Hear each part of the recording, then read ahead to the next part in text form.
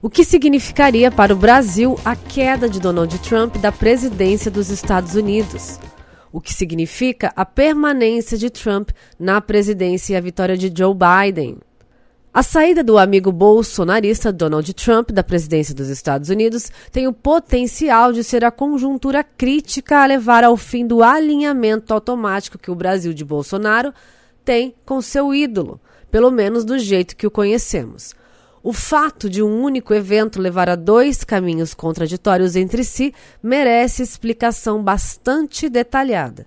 Todos eles plausíveis à luz da plasticidade que Bolsonaro tem demonstrado no poder, o que implica, às vezes, contradizer o próprio bolsonarismo.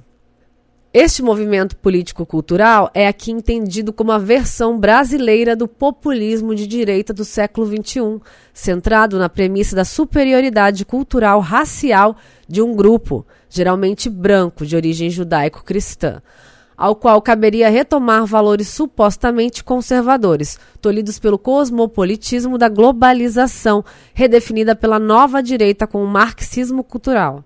Vamos ao cenário 1.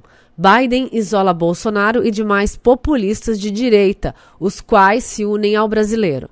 O democrata cumpre sua promessa de levar a cabo uma agenda ambiciosa em meio ambiente e direitos humanos, construindo pontes com a Europa Ocidental, leia-se Alemanha e França. Neste cenário, o acordo Mercosul-União Europeia é enterrado de vez. Bolsonaro radicaliza sua política externa, tomando lugar de Trump como principal voz do populismo de direita e aliados tácitos, notadamente governos autoritários de cunho religioso, seja no Oriente Médio, seja na Europa Ocidental, em especial a Hungria de Viktor Orbán. Economicamente, nos tornamos ainda mais dependentes da venda de matérias-primas para a China, que, porém, encontra mercados fornecedores alternativos, deixando-nos empobrecidos. Neste cenário, o chanceler Ernesto Araújo realiza o sonho de transformar o Brasil em pária internacional de vez. Não um suposto defensor da liberdade, mas um país isolado por quase tudo e todos. Ademais, Berlim e Paris podem flertar com a expulsão de Budapeste do bloco, que veria em Brasília, sob Bolsonaro, um aliado ainda mais próximo.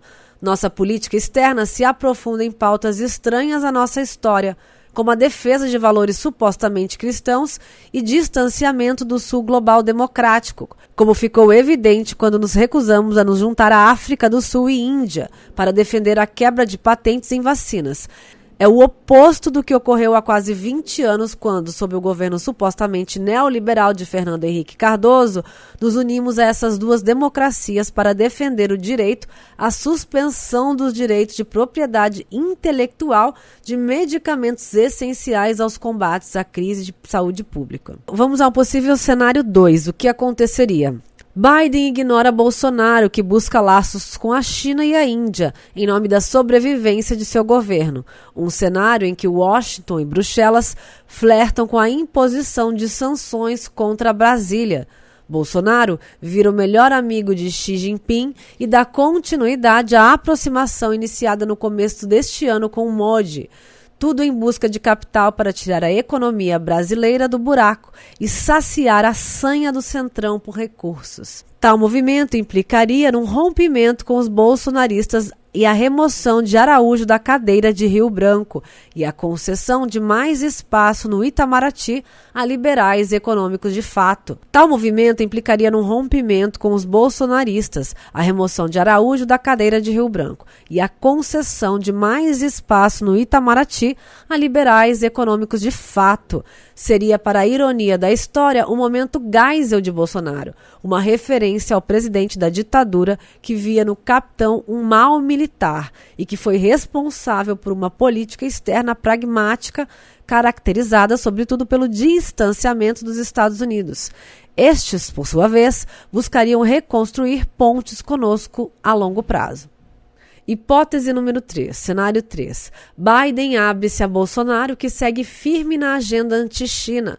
Depois de alguns meses, percebendo que Bolsonaro pode cair no colo da China, Biden ensaia já uma reaproximação com o melhor amigo de Trump. Sem ter que prestar lealdade canina ao novo mandatário americano, o presidente brasileiro aprende que há algo chamado barganha e, assim, exige concessões de Washington para não se aliar a Pequim. Ponto para o Brasil, que pode ganhar tempo com o gigante asiático e ensaiar a manutenção de um jogo duplo benéfico para nós no contexto da nova Guerra Fria entre China e Estados Unidos. Bolsonaro vira um novo Vargas, que nos anos 30 e 40 jogou no limite com Roosevelt e Hitler, até se juntar aos aliados na Segunda Guerra em 1942. Já um cenário 4. Trump mantém-se no poder e Bolsonaro se enche de razão. Araújo dá prosseguimento ao processo de destruição da Casa de Rio Branco. Brasil reforça sua condição de domínio colônia dos Estados Unidos, conforme já argumentado neste espaço, levando governos estaduais a ignorarem ordens federais em política externa, já antevendo João Dória ou qualquer outro governador que sucedê-lo em 2022, mandando ao aeroporto de Guarulhos e ao porto de Santos tropas da Polícia Militar para libertar mercadorias vindas da China, inclusive a Coronavac e os insumos necessários à sua fabricação no Brasil. Ficamos à antessala da Guerra Civil. Exagero? Bem, da última vez que o poder central levou ao limite a ignorância das demandas do Estado mais poderoso da nação, tivemos uma guerra civil, a Revolução Constitucionalista. Tal cenário não é implausível, mesmo considerando que a Anvisa já autorizou o Instituto Butantan de São Paulo a importar insumos necessários à produção de Coronavac. Sendo Dória o principal rival de Bolsonaro no momento, o presidente tende a aumentar as rusgas com São Paulo até as eleições de 2022. Até porque, muito embora o vice-presidente Hamilton Mourão já tenha dito que o governo federal comprará a Coronavac paulista, Bolsonaro deixou claro que é a sua caneta que tem tinta, ou seja, a palavra final é dele. Ora pragmático, ora ideológico, o presidente é, portanto, imprevisível, o que nos leva a não descartar este cenário, aparentemente apocalíptico. Considerando que Bolsonaro não dá mostras de que vai tratar a política externa como instrumento de Estado, entidade estranha ao vocabulário político do populismo de direita e do fascismo que lhe inspira, é inevitável concluir que os cenários 1 e 4 são os mais plausíveis. Você